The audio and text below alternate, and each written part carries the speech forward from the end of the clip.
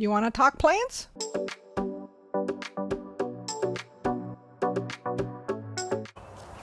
Here on the Pacific Rim Institute, second half of April. Rhubarb, scientific name, genus, Rheum.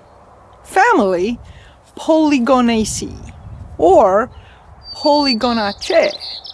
Cousins, buckwheat, genus Phagopirum, from which we use the seeds, and when ground into a flour, it could be used as wheat flour, hence the name buckwheat.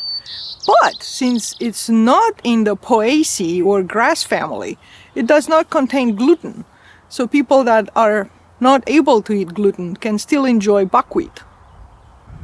And sorrel, genus Rumex, from which we use leaves fresh in salads or cooked in soups.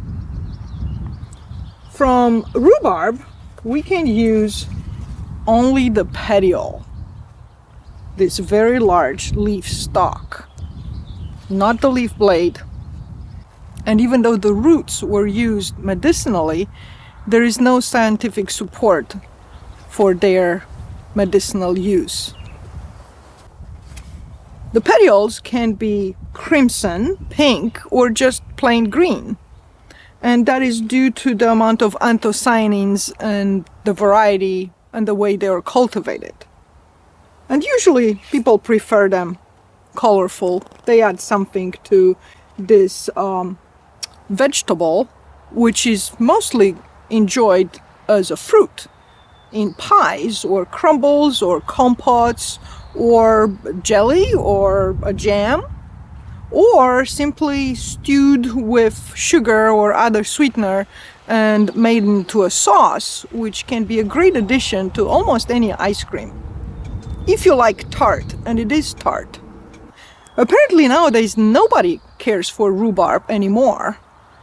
And that is surprising, as in medieval Europe, rhubarb, which was imported from Asia, was more expensive than other very valuable plant and plant products, such as cinnamon and opium, which are also imported from Asia on the Silk Road.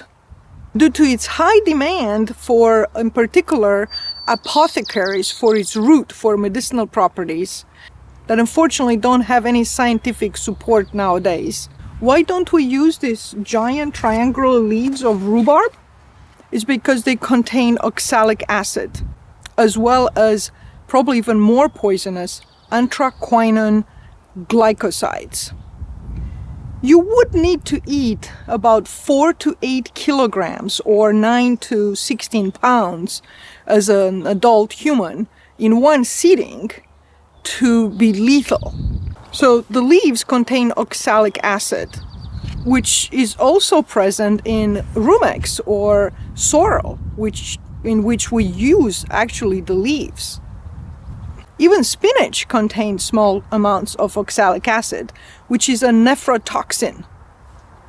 So continuous usage of high oxalic acid foods can lead to kidney damage or kidney stones. But none of us eat too much rhubarb, maybe just a little bit in the season.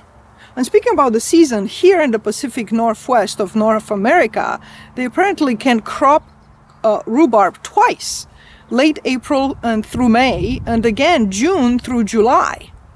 And one reason for it is because it really likes colder springs. And here you have colder springs. And not only that, but also there is no late frost, or that's a rare occasion. And speaking about cold, apparently if even the petioles are exposed to extreme colds, the leaves will move some of the oxalates into the petiole, which would be damaging. So if your rhubarb is affected by a severe cold, don't consume it that year anymore. But speak about that, it is a perennial, so it will come back. It survives winter through rhizomes, underground storage stems, very similar to the ones we consume when we eat ginger and turmeric. And eventually it will bolt and produce a very large inflorescence with tiny reddish green flowers. Someone actually already picked this one. Since we're not interested in flowers, we don't want it to bolt. We want all the energy that will go into this sexual reproduction, really large inflorescence. We want it to stay into the leaves to catch more energy to put into the rhizomes for next year's growth. And then we want large petioles or the leaf stalk, which is what we really consume. So I'm told that today nobody wants rhubarb anymore because it takes sugar and flour, wheat flour. Usually we make it into a pie, always associated with strawberries. So the anthocyanin in the petioles, it's water soluble, so it can cook away, it can wash away when you cook it. Because it overlaps with the strawberry season, it's a good combination in between strawberry and rhubarb. It adds some sweetness to the sour rhubarb, and the rhubarb adds more fiber to an otherwise a very delicious strawberry. Since it was mentioned in Shenung's Chinese traditional herbals, which was collected about 1800 years ago, it is pretty safe to say that this plant is an Asian plant and probably Chinese plant. And it was introduced in Europe as early as 14th century. And due to its high demand for, in particular, apothecaries for its root for medicinal properties, that unfortunately don't have any scientific support nowadays. By 18th century, there are at least 2 species of rhubarb cultivated in particular in England and Scandinavia, which have the right conditions to cultivate a colder loving plant, specifically because we don't want it to get straight to blooming. We want it to produce large leaves with large petioles. And these 2 species were Rheum raponticum and Rheum rhubarbarum. And eventually there is also a hybrid of unknown origin, Rheum hybridum. Cultivars of rhubarb are tetraploids having 44 chromosomes in comparison to other wild species of the genus Rheum. It was also introduced in North America about 18th century. And today the highest production of rhubarb in North America comes from the Pacific Northwest, with Washington state producing commercially about a half of all the North American rhubarb.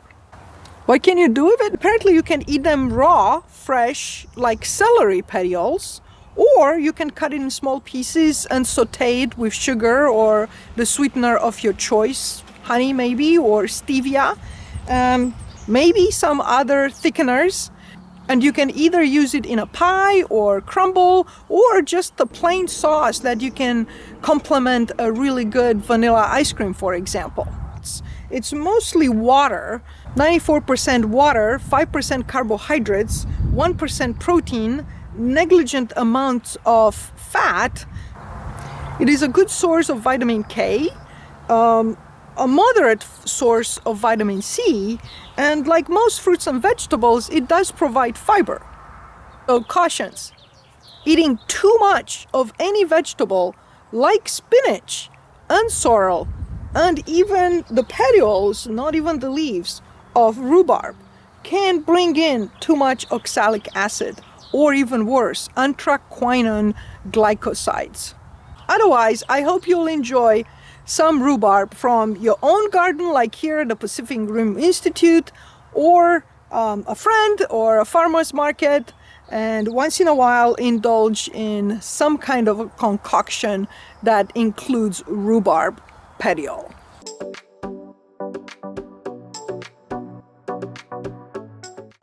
What can you do with it? Apparently you can eat them